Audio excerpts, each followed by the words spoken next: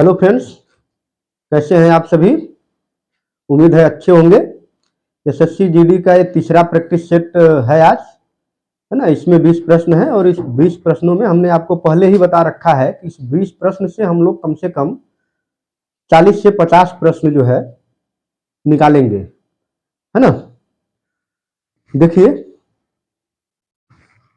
और ये केवल एसएससी जीडी नहीं, एसएससी जीडी के अलावा जितने भी आप लोग तैयारी कर रहे होंगे किसी भी कम्पिटिटिव एग्जाम का, चाहे वो रेलवे का हो या एसएससी का हो या किसी टीचर के लिए हो, उन सभी में ये काम आएगा। ठीक है, चलिए देखते हैं।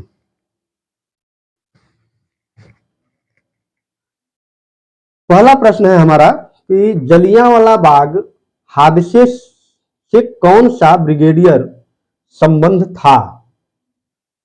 Colonel Wellesley, general Harris, general Dyer या आर्थर वेलेस्ली। ठीक है, ये 4 ऑप्शन है आपके सामने। Colonel Wellesley, general Harris, general Dyer और आर्थर वेलेस्ली। ठीक है, देखिए सबसे पहले इस पे आप थोड़ा सा विचार करिए और हम बताते हैं आपको जलियांवाला बाग के बारे में। ठीक है, जलियांवाला बाग ये जो हत्याकांड है, इसकी पृष्ठभूमि क्या है इसको हम बताते हैं। 1917 में एक सिडनी रोलैट के सुझाव पर रोलैट एक्ट पास हुआ। रोलैट एक्ट पास हुआ, कब पास हुआ? 1919 में। 1919 में रोलैट एक्ट पास हुआ। ठीक है, किनकी अध्यक्षता में? सिडनी रोलैट के, इन्हीं के नाम पर यह एक्ट था। ये क्यों पास किया गया रोलैट एक्ट? भारत में अंग्रेजों का मानना था कि भारत में बढ़ रही आतंकवादी गतिविधियों को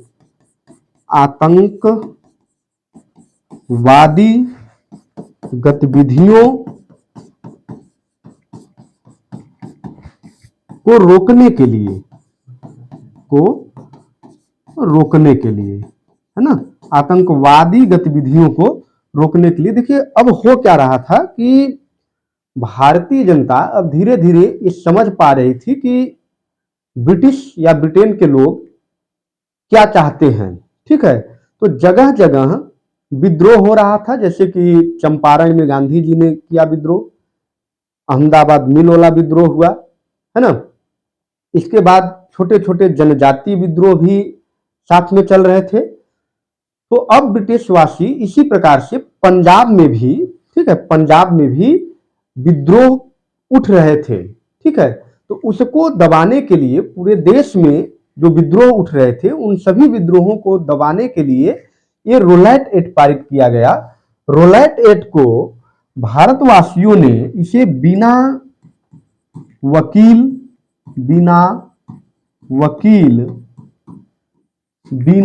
अपील और बिना दलील का कानून कहा। क्यों कहा? क्योंकि इस कानून के तहत ब्रिटेन की सरकार किसी भी व्यक्ति को केवल संदेह मात्र पर गिरफ्तार कर सकती थी और जब चाहे तब तक उनको जेल में रख सकती थी। यानी कि न तो आप कहीं अपील कर सकते हैं, न तो किसी वकील को आप रख सकते हैं, यानी कोई भी सुनवाई था ही नहीं, है ना। इस कानून के तहत कोई भी सुनवाई नहीं था। ठीक, अब इसमें देखिए, इस समय भारत का वायसराय, मैं आपको बता दूं कि इस समय भारत के वायसराय कौन है।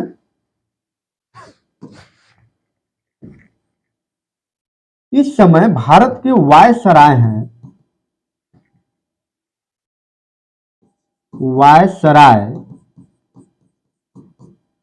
Lord Chelmsford. ये वायसराय हैं, लॉर्ड चेम्सफोर्ड। ठीक है, इस समय अभी तक गांधी जी जो राजनीति में अब धीरे धीरे सक्रिय हो रहे थे, राजनीतिक करियर इनका शुरू ही हो रहा था। जैसा कि आप जानते हैं कि चंपारण आंदोलन से वो पूर्णतः भारतीय राजनीति में आए हुए हैं। उसके बाद ये अखिल भारतीय राजनीति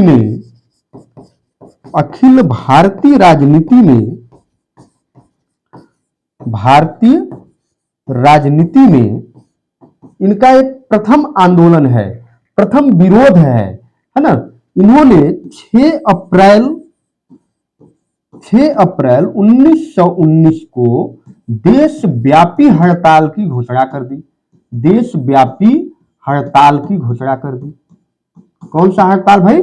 देशव्यापी हड़ताल की घोषणा कर दी। ठीक है, अब देखिए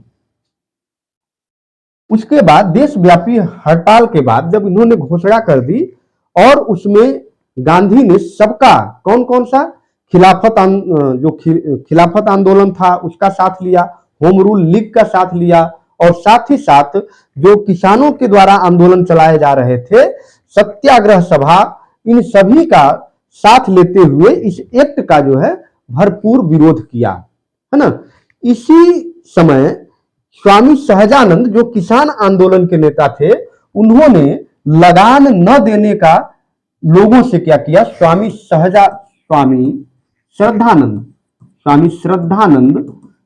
श्रद्धानंद ने लोगों से अपील क्या की? लोगों से कर न देने की अपील की। कर न देने की अपील की। ठीक है, कर नहीं दिया जाएगा इस एक्ट के विरोध में। अब आप बताइए कि ऐसा एक्ट पारित हो रहा है जिसमें न तो आपको वकील रखने की अनुमति है, न तो कहीं आप अपील कर सकते हैं, न तो गिरफ्तारी का कोई कारण बताया जा रहा है, आपको केवल गिरफ्तार कर लिया जा रहा है। ये कोई कानून हुआ? नहीं। इसी के विरोध में ये विरोध प्रदर्शन है। विरोध प्रदर्शन लोग कर रहे हैं जगह जगह पे, गांधी सक्रिय हो रहे हैं। ऐसे ही जगह जगह पे बहुत सारे नेता जो है सक्रिय अवस्था में आ रहे हैं। पंजाब में 2 बड़े नेताओं को इस एक्ट के विरोध के चलते 2 बड़े नेताओं को डॉक्टर सैफुद्दीन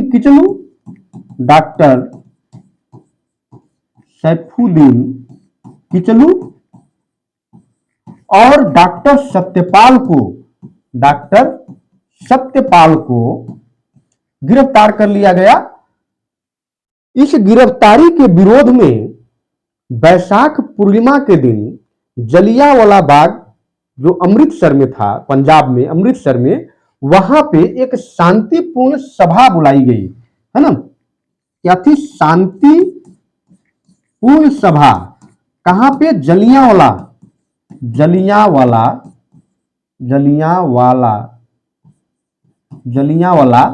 बाग में, है ना। कब बुलाई गई? बैसाख पूर्णिमा 13 अप्रैल 1919 को। कौन सा दिन है भाई? बैसाख पूर्णिमा।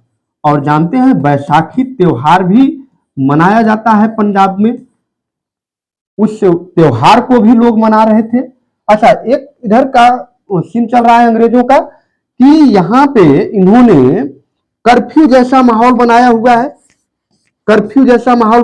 है। क्यों? क्योंकि लोग प्रदर्शन कर रहे हैं। उस प्रदर्शन को रोकने के लिए, आप जानते हैं ना कि भीड़ को रोकने के लिए, प्रदर्शन को रोकने के लिए कर्फ्यू लग जाता है। अब तो धारा 144 लगती है, उसी प्रकार से उस समय जो धारा थी लग गई। पुलिस का यह आदेश हो गया कि इकट्ठे होकर के कहीं पे नहीं रहना है। ठीक है, अब ये लोगों को तो पूरी जानकारी नहीं थी।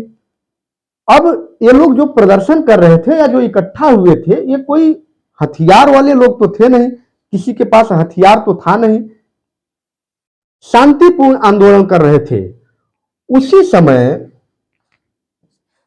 जनरल डायर, जिनका पूरा नाम जनरल रेगिनाल्ड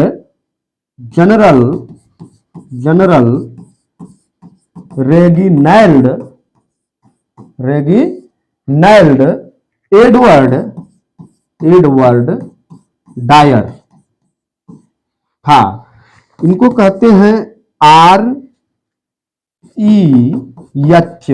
डायर के नाम से इनको जाना जाता है। इन्होंने उस निहत्थी भीड़ पर गोली चलाने का आदेश दे दिया और उसमें 1000 से ज्यादा लोग मारे गए और बहुत सारे लोग जो घायल हुए वो अलग, है ना, एकदम जबरदस्ती। ठीक है भाई, आपने आदेश कुछ समय पहले पारित किया तो सबको पता नहीं ना चल जाता है। एकदम जबरदस्ती तरीके से निहत्थी भीड़ पे इन्होंने गोली चलाने का आदेश दे दिया। तो हमारे प्रश्न का उत्तर क्या मिला? प्रश्न क्या था कि जलियांवाला बाग हत्याकांड से कौन सा ब्रिगेडियर संबंध था? तो जनरल डायर संबंध था। कौन सा था? जनरल डायर संबंध था। जलियांवाला बाग हत्याकांड कब हुआ? 13 अप्रैल 1919 को हुआ। ठीक है, 13 अप्रैल 1919 को जलियांवाला बाग हत्याकांड हुआ। इसी के साथ मैं आपको बता देना चाहता हूं कि उस समय पंजाब में पंजाब के जो क्या कहते हैं कि गवर्नर थे, पंजाब के गवर्नर कौन थे? पंजाब के गवर्नर थे general O'Dwyer. General O Dyer.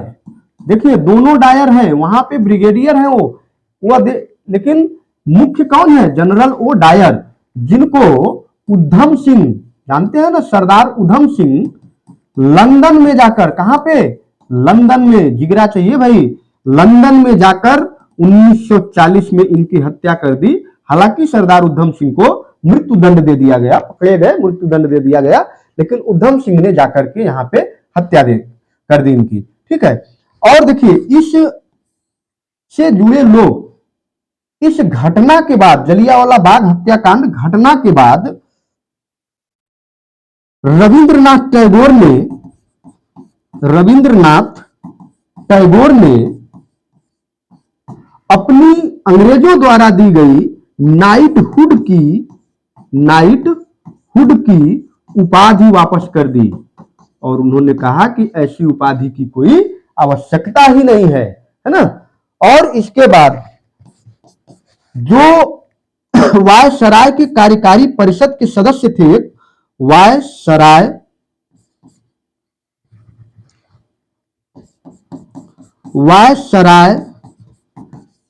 के कार्यकारी परिषद से शंकरन नायक ने जो है शंकरन नायर ने इस्तीफा दे दिया, है ना, इस्तीफा दे दिया। बाद में इन्हीं सब परिणामों को लेकर के बाद में असहयोग आंदोलन शुरू हो जाएगा। ठीक है, तो अब इसके लिए इतना आज के लिए काफी है। अब अगले प्रश्न पे चलते हैं। ठीक है, महाभारत का फारसी में अनुवाद किसने किया था? इब्न बतूता, अबुल फजल, बदायूनी या बाबर? देखिए आप इन पे विचार करिए, इसमें से उत्तर बदायूनी है। ठीक है, उत्तर कौन सा है? बदायूनी। बदायूनी ने फैजी के साथ मिलकर के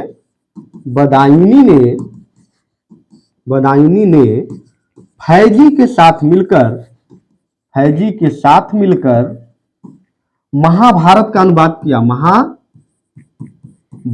का फारसी अनुवाद किया। फारसी अनुवाद किस नाम से किया? किस नाम से? रज्मनामा।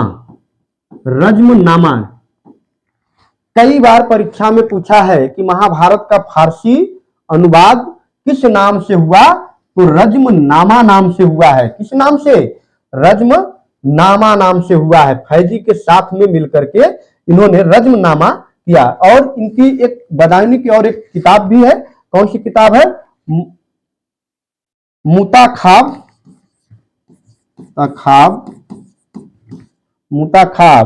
उत तवारिक इनकी किताब है। अब थोड़ा थोड़ा इन सब के बारे में मैं बताता हूं आपको। देखिए इब्न बतूता मोरक्को का एक यात्री था। मोरक्को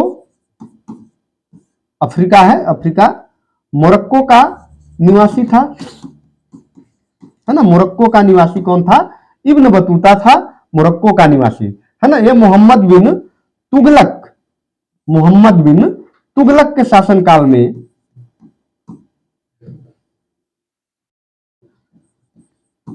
मोहम्मद बिन तुगलक, तुगलक के शासनकाल में आया। तुगलक ने इसे काजी भी नियुक्त किया। क्या नियुक्त किया? काजी नियुक्त किया था। इसकी किताब का नाम है, कई बार परीक्षा में पूछा गया है, रेहला। क्या है? रेहला। इब्न बतूता की प्रसिद्ध पुस्तक का नाम क्या है? रेहला है। और अबुल फजल के बारे में आप जानते हैं कि अकबर के 9 रत्नों में से एक थे।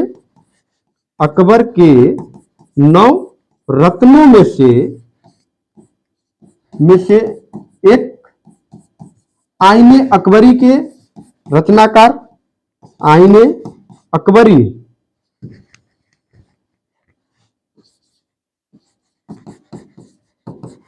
आईने अकबरी के रचनाकार, आईने अकबरी के रचनाकार थे। ठीक है। अब देखिए कुछ मैं आपको बताता हूं। एक अलबरूनी है, अलबरूनी, अलबरूनी, इसकी पुस्तक का नाम क्या है? अलबरूनी के पुस्तक का नाम है तारीख हिंद, तारीख ए हिंद के नाम से इनकी पुस्तक है। और तबकात ए नासिरी, तबकात ए नासिरी बहुत बार पूछी जाने वाली किताब है। तबकात ए नासिरी मिनहास उस मिराज की किताब है। किसकी है? मिनहास उस मिराज। ठीक है, नोट डाउन कर लीजिए। मिनहास उस मिराज की किताब है। तो रज्मनामा बदायूनी और फैजी ने मिलकर किया। महाभारत का एक फारसी अनुवाद है। ठीक। गांधी जी ने दांडी, दांडी होना चाहिए था, दांडी मार्च किसके लिए प्रारंभ किया था? पूर्ण स्वराज, स्वशासन, नमक कर लगाने के प्रति विरोध, उत्तरदायी सरकार। देखिए गांधी जी ने जो दांडी मार्च किया वो नमक कर लगाने के प्रति विरोध, क्योंकि ब्रिटिशवासी अंग्रेजों ने भारत पे उन आवश्यक वस्तुओं पर भी कर लगा दिया था जो एकदम, जिसके बगैर इंसान रह ही नहीं सकता है। एकदम छोटी छोटी वस्तुओं पे, नमक जैसी वस्तु पे भी ब्रिटिश सरकार ने कर लगा दिया था। तो गांधी ने यह कहा कि नमक हम बना सकते हैं, और नमक बना करके उन्होंने कानून को चुनौती दी। और यहीं से प्रारंभ हो जाएगा कौन सा?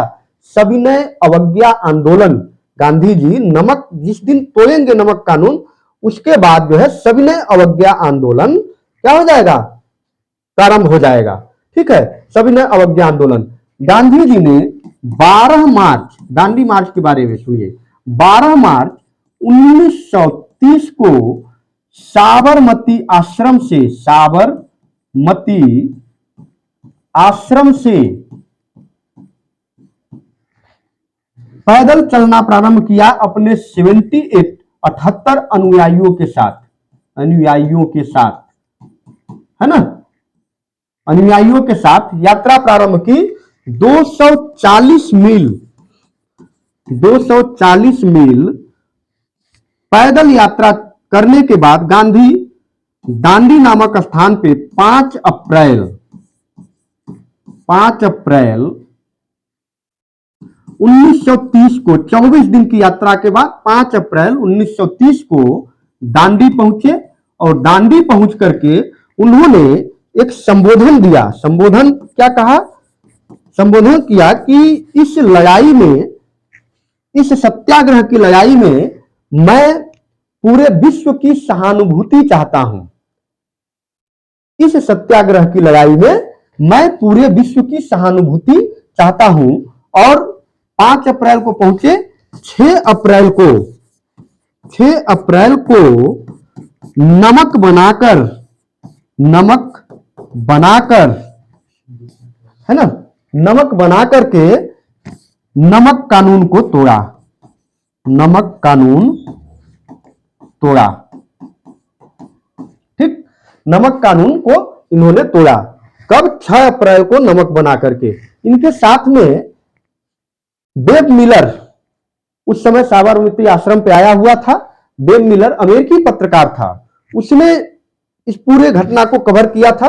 देखिए, केवल यही नहीं, इसके साथ साथ जगह जगह पे नमक कानून तोड़ने की एक प्रथा सी हो गई। जैसे तंजौर समुद्री तट पर राजगोपालाचारी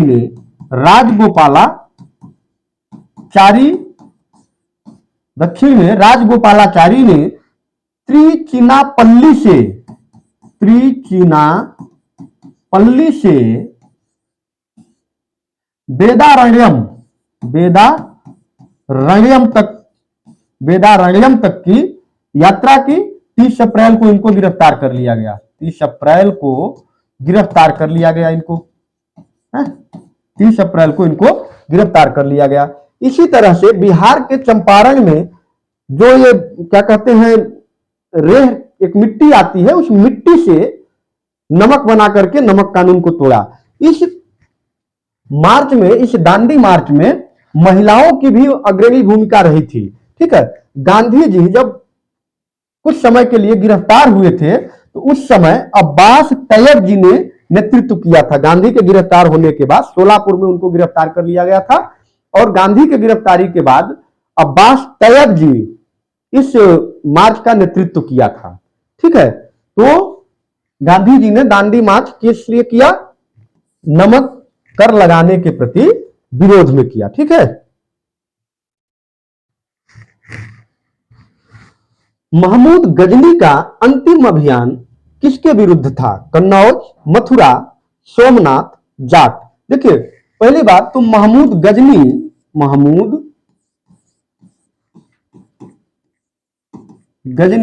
या गजनवी भी इसको बोलते हैं, गजनवी एक गजनी वंश का शासक था। और गजनी वंश का संस्थापक कौन है? गजनी वंश का संस्थापक अल्पतगीन है। अल्पतगीन गजनी वंश का शासक है। ठीक है, 1019 ईस्वी में इसे महमूद गजनवी ने चंदेलों के विरुद्ध आक्रमण किया था। चंदेलों के विरुद्ध उस समय चंदेल शासक कौन था? विद्याधर था। विद्याधर, और कहा जाता है कि विद्याधर को महमूद गजनवी पराजित नहीं कर पाया था। महमूद गजनवी विद्याधर को पराजित नहीं कर पाया था। कहा जाता है कि एक ऐसा शासक जिसने महमूद गजनवी से पराजय स्वीकार नहीं की, वो कौन था? विद्याधर था। आप जानते हैं कि 17 बार आक्रमण किया, 17 बार आक्रमण किया था भारत पर। किसने? महमूद गजनवी ने। लेकिन महमूद गजनवी के आक्रमण का उद्देश्य केवल लूट था। वह कभी भी यहां पे स्थायी शासन या कोई स्थायी वंश का निर्माण नहीं करना चाहता था। ठीक है, उसका केवल लूट था। 16वीं आक्रमण में 1025 में उसने सोमनाथ मंदिर पर आक्रमण किया। सोमनाथ मंदिर पर, और वहां की मूर्तियां तोड़ दी, उसमें जो धन संपदा था उसको लूट लिया। ठीक है, तो इसका अंतिम अभियान किसके विरुद्ध था? सोमनाथ मंदिर को इसने अंतिम बार लूटा था। ठीक है, ये महमूद गजनवी।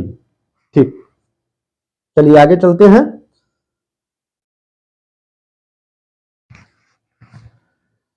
भारत के उपराष्ट्रपति पर अभियोग किसके द्वारा लगाया जा सकता है? विधान परिषद, विधानसभा, राज्यसभा या लोकसभा? ठीक है, पहली बात देखिए, उपराष्ट्रपति का उल्लेख आर्टिकल, भारतीय संविधान की धारा 63 में उल्लिखित है। और आप जानते हैं कि चुनाव होता है और 5 साल इनका कार्यकाल होता है। 5 साल कार्यकाल होता है उपराष्ट्रपति का। और कार्यपालिका का दूसरा सबसे प्रमुख पद है। राष्ट्रपति के बाद क्रमानुसार दूसरा सबसे बड़ा पद उपराष्ट्रपति का है। ठीक, 5 साल का कार्यकाल इनका होता है। और ये राज्यसभा के पदेन सभापति होते हैं। राज्यसभा के पदेन सभापति कौन होता है? उपराष्ट्रपति। तो विधान परिषद तो राज्यों में होती है, विधानसभा भी राज्यों में होती है। लोकसभा से इनका ताल्लुक होता है नहीं, तो लोकसभा नहीं, राज्यसभा। राज्यसभा बहुमत द्वारा ना, जिससे लोकसभा भी सहमत हो, जिससे लोकसभा सहमत हो के द्वारा हटाया जा सकता है। इनको राज्यसभा के द्वारा हटाया जा सकता है। ठीक है।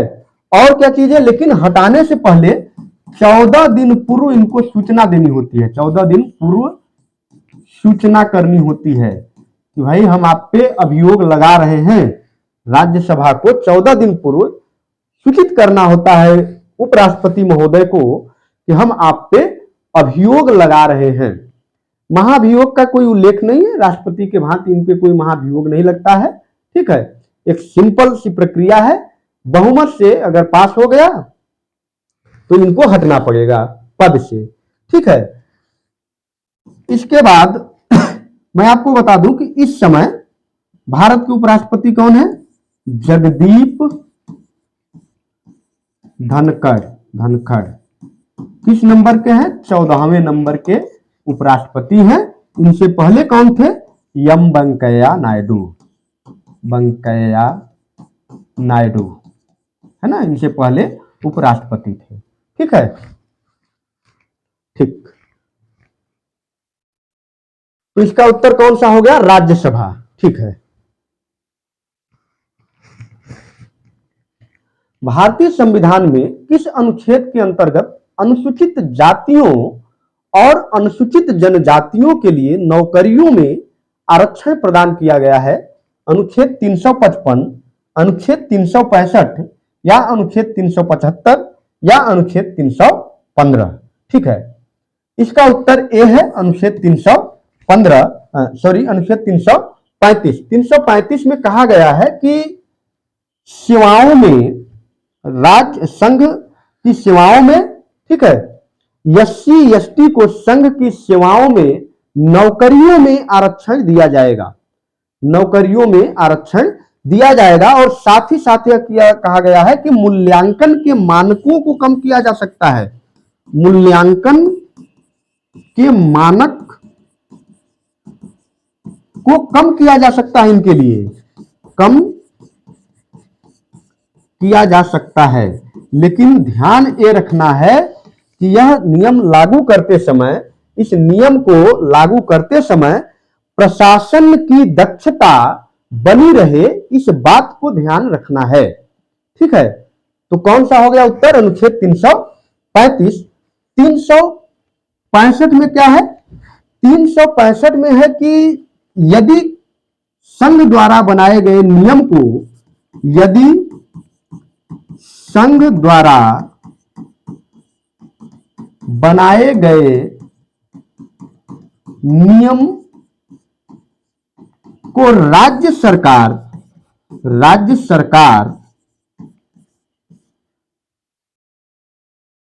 लागू नहीं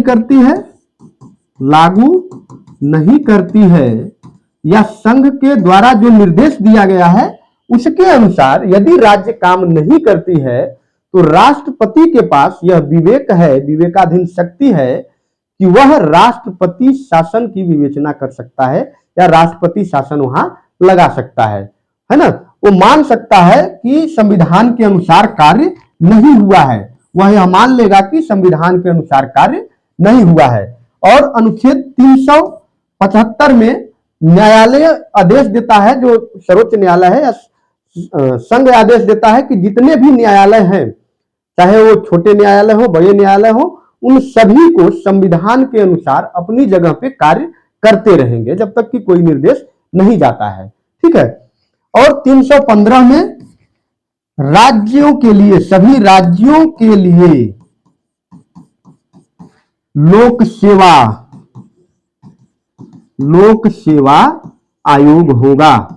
क्या होगा? लोक सेवा आयोग की स्थापना का कहा गया है कि सभी राज्यों के लिए लोक सेवा आयोग का होना इसी में निहित है, 315 में कहा गया है।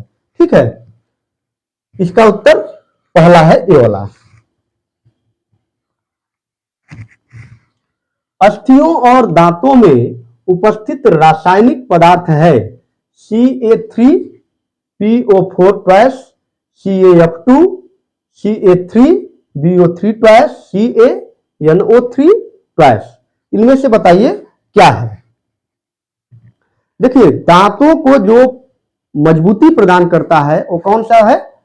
कैल्शियम फास्फेट दांतों की मजबूती के लिए आवश्यक होता है ना। एक वयस्क पुरुष में 1000 मिलीग्राम जो है उसको डेली चाहिए, किसकी मात्रा? कैल्शियम फास्फेट की। और कैल्शियम फास्फेट का सूत्र क्या होता है? CA3PO4 twice. तो कौन सा हो गया? Calcium phosphate. क्या हो गया? Calcium phosphate. ठीक है, इसका उत्तर क्या हो जाएगा? CA3PO4 twice.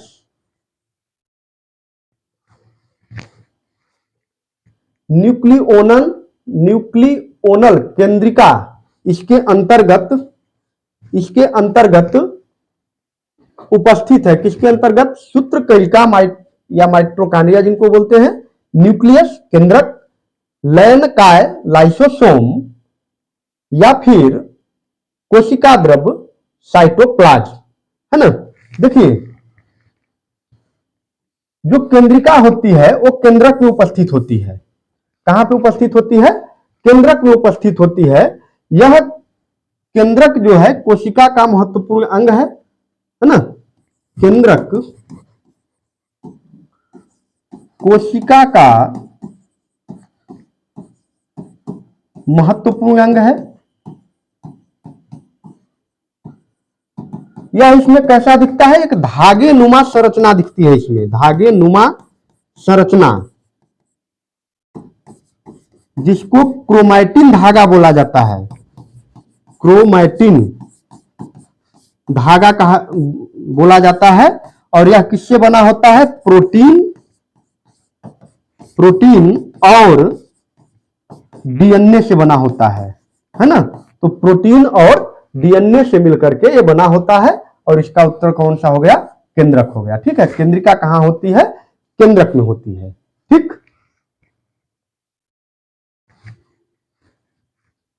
मिस्ट्रल एक शीतल पवन है जो यहां की घाटी में चलती है। कहां की घाटी में चलती है? रोन, वोल्गा, सीइन या फिर राइन। ठीक, देखिए, मिस्ट्रल एक शीतल पवन बोला ही जा रहा है कि शीतल पवन है, शीतल पवन है। और ये कहां चलती है? रोन की घाटी में चलती है। कहां चलती है? रोन की घाटी, फ्रांस में है। रोन की घाटी में चलने वाली शीतल हवा है। ये जब रोन की घाटी से टकराती है तो इसकी गति इतनी तीव्र हो जाती है, गति तीव्र हो जाती है, और इतनी तीव्र हो जाती है कि यह बहुत भयंकर रूप धारण कर लेती है। और इसको रोकने के लिए साइप्रस वृक्ष के पौधे लगाए जाते हैं। साइप्रस वृक्ष के पौधे जो है लगाए जाते हैं यहां पर, इस ठंडी हवा को रोकने के लिए, इस पवन को रोकने के लिए। ठीक, वोल्गा यूरोप की सबसे बड़ी नदी, यूरोप की सबसे बड़ी नदी है ना। सबसे बड़ी नदी, रूस की भी सबसे बड़ी नदी है और यूरोप की भी सबसे बड़ी नदी है। ठीक, जो कहां पे जाती है? कैस्पियन सागर में गिरती है। कैस्पियन सागर में, कैस्पियन सागर में जाकर के ये गिरती है। और फिर राइन है। राइन भी यूरोप की एक महत्वपूर्ण नदी है। यूरोप की, इसे हम कह सकते हैं कि औद्योगिक नदी भी इसको कह सकते हैं। जितना यहां से निकलता है, मतलब ये जितना औद्योगिकी को बढ़ावा देती है वो सबसे कौन सी है? राइन नदी है। ठीक है, राइन नदी का क्षेत्र पहले यहीं से होकर के व्यापार वगैरह होता था। ठीक है, इसमें जो उत्तर है वो कौन सा है? रोन है। ठीक,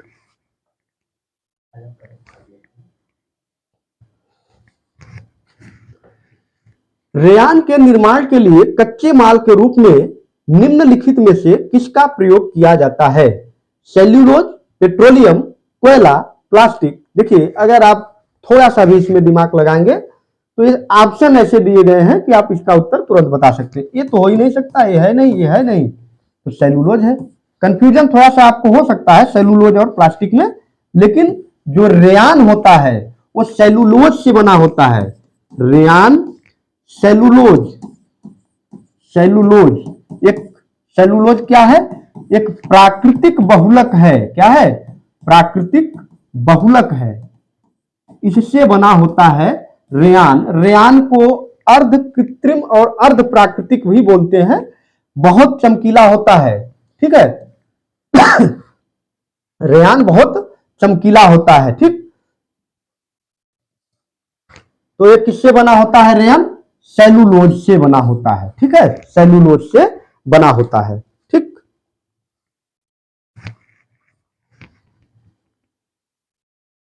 नागालैंड के 9 घोषित जिले मेलुरी में मुख्य रूप से कौन सी जनजाति निवास करती है? सबसे पहले हम आपको नागालैंड को ही बता देते हैं। नागालैंड, नागालैंड जो 7 बहनें कहा जाता है, 7 सिस्टर में से एक है, 7 बहनें राज्यों में से एक, पूर्वोत्तर में है, राज्यों में से एक है ना, पूर्वोत्तर में है, आप जानते हैं नागालैंड। और इसकी स्थापना 1 दिसंबर 1963 को इसकी स्थापना हुई, ठीक है। इसके वर्तमान मुख्यमंत्री कौन है? रेफ्यूनियो, रेफ्यूनियो इसके क्या है? मुख्यमंत्री हैं, इस समय मुख्यमंत्री हैं। प्रश्न क्या है कि नागालैंड में 9 घोषित जिला मेलुरी में मुख्य रूप से कौन सी जनजाति पाई जाती है? तो यहाँ पे पोचुरी नागा की अधिकता है। इस जिले में कौन सी जनजाति की अधिकता है? पोचुरी नागा की, इस जिले में पोचुरी नागा की अधिकता है, ठीक है। तो कौन सा हो गया इसका उत्तर? बी फॉर बॉय, ठीक है। भारतीय आयकर, भारतीय आयकर, भारतीय आयकर है अप्रत्यक्ष और समानुपातिक, प्रत्यक्ष और वर्धमान, अप्रत्यक्ष और वर्धमान, अप्रत्यक्ष और समानुपातिक। इसका उत्तर है प्रत्यक्ष और समानुपातिक है। जो भारतीय आयकर है वो क्या है? प्रत्यक्ष और समानुपातिक है। और इसके जो केंद्र सरकार के अन्य जो कर हैं, जैसे निगम कर, जो प्रत्यक्ष कर हैं, प्रत्यक्ष कर केंद्र सरकार के, प्रत्यक्ष कर में निगम कर हो गया, निगम कर है, धन कर है, धन कर है, स्टेट ड्यूटी है, स्टेट ड्यूटी है, आदि जो है इसके और हैं, ठीक है। तो इसका उत्तर कौन सा हो गया? प्रत्यक्ष और समानुपातिक, ठीक है। भारतीय आयकर क्या है? प्रत्यक्ष और समानुपातिक है। उपभोक्ता संतुलन में है, यह तभी कहा जा सकता है यदि उसकी आय और व्यय बराबर हो, वह कुछ वस्तुओं के उपभोग के बिना ही अपनी आवश्यकताएं पूरी कर सकता हो, वह आय के नवीन स्रोत ढूंढ पाने में सक्षम हो, या वह आय के एक नियत स्तर से अपनी आवश्यकताएं पूरी करने में सक्षम हो। देखिए, उपभोक्ता संतुलन, आप यहाँ पे कंफ्यूज हो जाएंगे।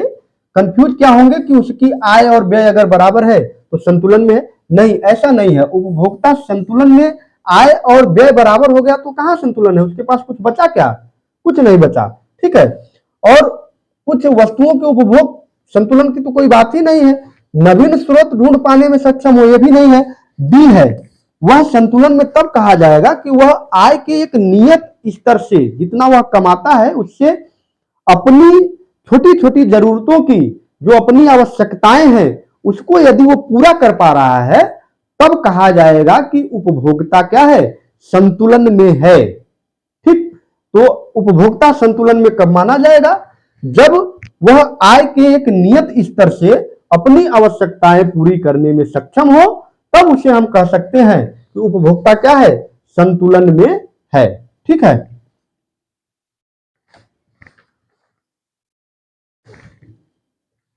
एसएस ऑफिस, फोटोशॉप और एनी मैजिक इसके उदाहरण हैं किसके, system software, operating system, device driver या एप्लीकेशन सॉफ्टवेयर।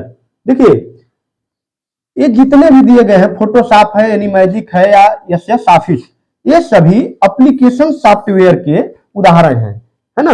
एप्लीकेशन सॉफ्टवेयर एक ऐसा है, एप्लीकेशन सॉफ्टवेयर क्या होता है, जो लचीले ढंग से, जिससे सभी काम जो है लचीले ढंग से हम आप करते हैं या सॉफ्टवेयर करता है। ठीक है, तो उसे हम क्या कहते हैं, एप्लीकेशन सॉफ्टवेयर कहते हैं, और ये सभी उसके भाग हैं। तो इस एस ऑफिस, फोटोशॉप और एनी मैजिक किसके उदाहरण हैं, तो ये एप्लीकेशन सॉफ्टवेयर के उदाहरण हैं। ठीक है, ये कंप्यूटर का प्रश्न है।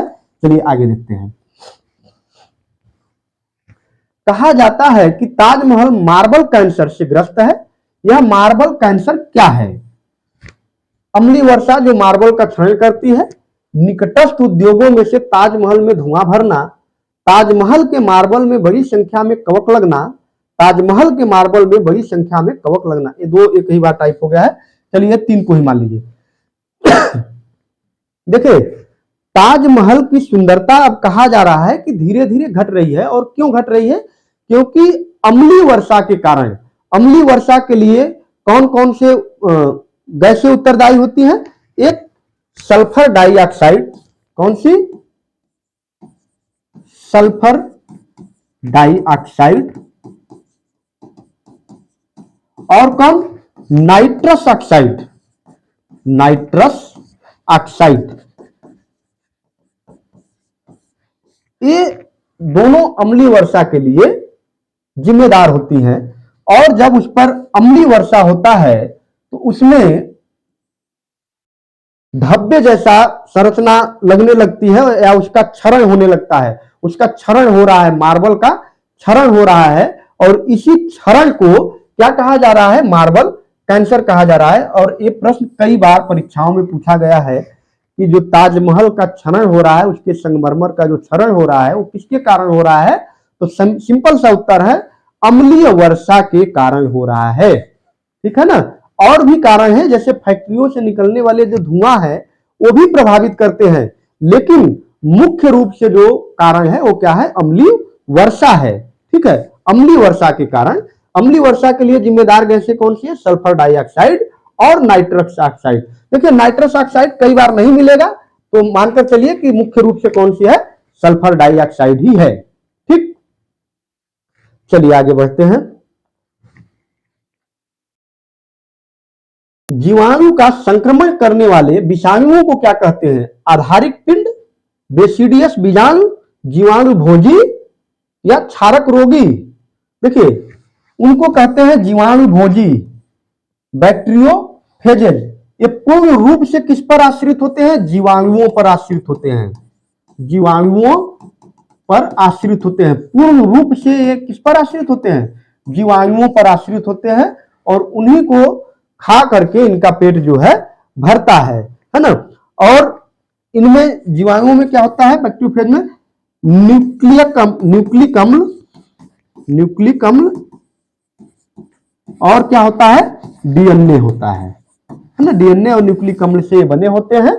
ठीक है, इनको जीवाणु भोजी कहा जाता है, जो केवल जीवाणुओं को खा करके जीवित रहते हैं। ठीक है, गंगा नदी का जल अन्य नदियों की अपेक्षा साफ रहता है। उसका कारण क्या है? क्योंकि वहां पे जीवाणु भोजी अधिक मात्रा में पाए जाते हैं, जो बैक्टीरिया को खाते रहते हैं। ठीक है, तो ये जीवाणु भोजी इनको कहा जाता है।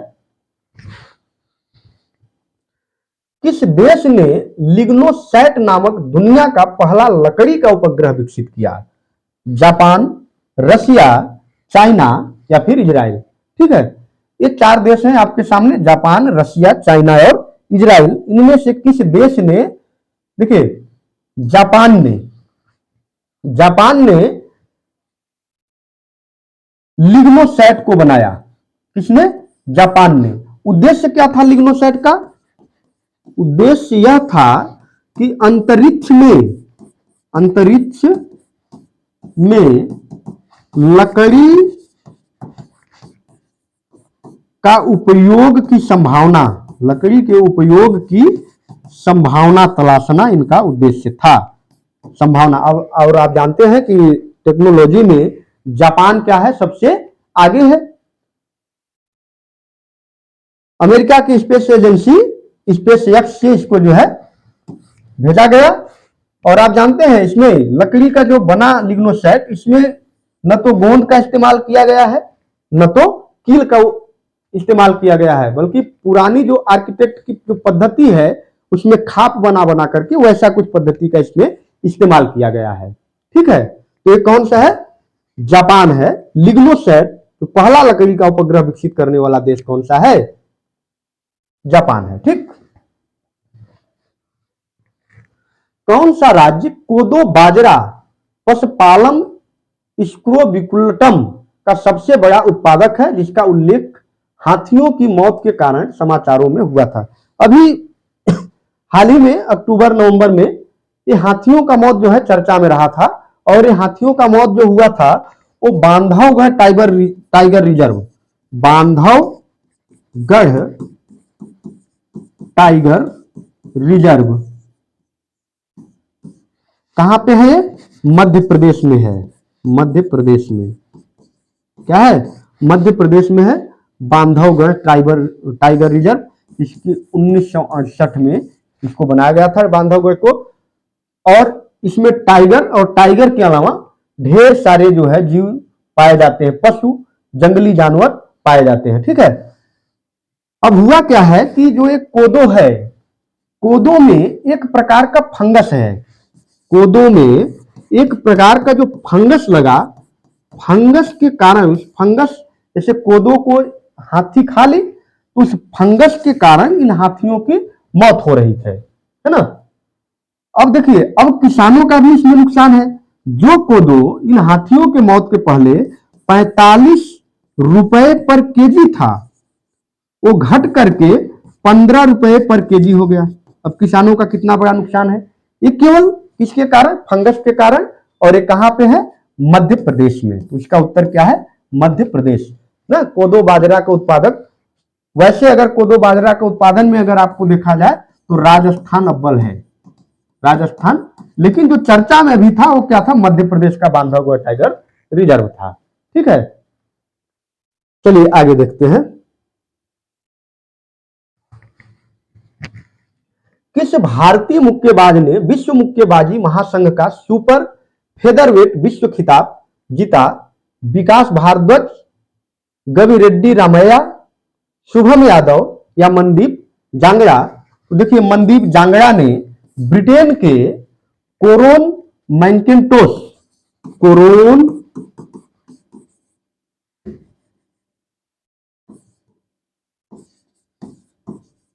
मैकेंटोश को हरा करके इस खिताब जो है जीता था। तो इसका उत्तर क्या हो जाएगा? मनदीप जांगड़ा। ठीक है, मनदीप जांगड़ा।